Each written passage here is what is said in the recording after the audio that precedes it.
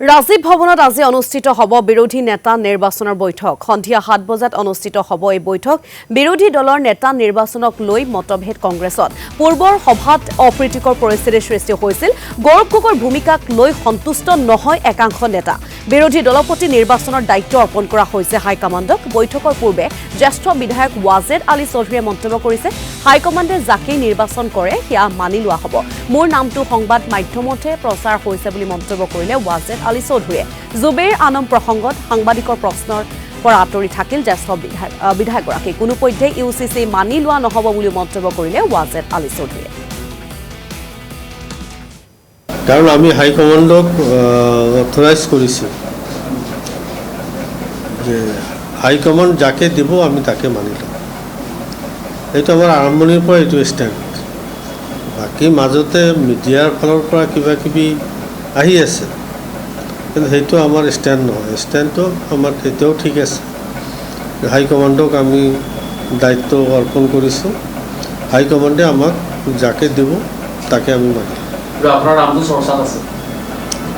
চৰ্চাত আপোনালোকে মিডিয়াই আনিছে। দলৰ মাজত কোনো আলোচনা হোৱা নাই, আজি প্ৰথম আলোচনা। আজি বৈঠকত কোন কোন উপস্থিত থাকিব? আমাৰ ভূপেশ বাঘেল, আমাৰ ICC পৰ্যবেক্ষক, আৰু আমাৰ সভাপতিও যোৰহাটৰ পৰা আহি আছে, গতিকে তেখেতেও থাকিব চাগে। এইটো সম্পৰ্কে মই অৱগত নহওঁ। আৰু পৰ্যবেক্ষক কমিটিত যদি সকলো বিধায়ক আছে, জুবেৰ আলম কিয় নাই, এইটো ৰিপ্লাই আমাৰ সভাপতিয়ে দিব পাৰিব, মই কেনেকৈ দিম। UCC যিখিনি কাম কাজ UCC সেইদিনা মুখ্যমন্ত্ৰীয়ে কোৱা মতে যদি সেইটো হয়, এই কামখিনিতো তেওঁ আগতেই কৰিছে। অলৰেডি যোৱা মন্ত্ৰীসভাত বা যোৱা বিধানসভাত তেখেতে ইতিমধ্যে বিধানসভাত পাছ কৰি লৈছে।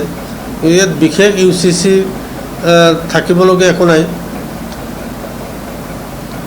গতিকে UCCখন আমি ছাপোৰ্টো নকৰোঁ। ছাপোৰ্ট এইকাৰণে নকৰোঁ যে আমাৰ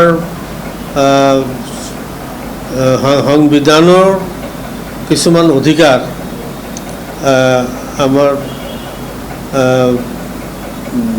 মুছলিম শৰীয়ত মতে কিছু কথা আছে, এইবিলাক আমাৰ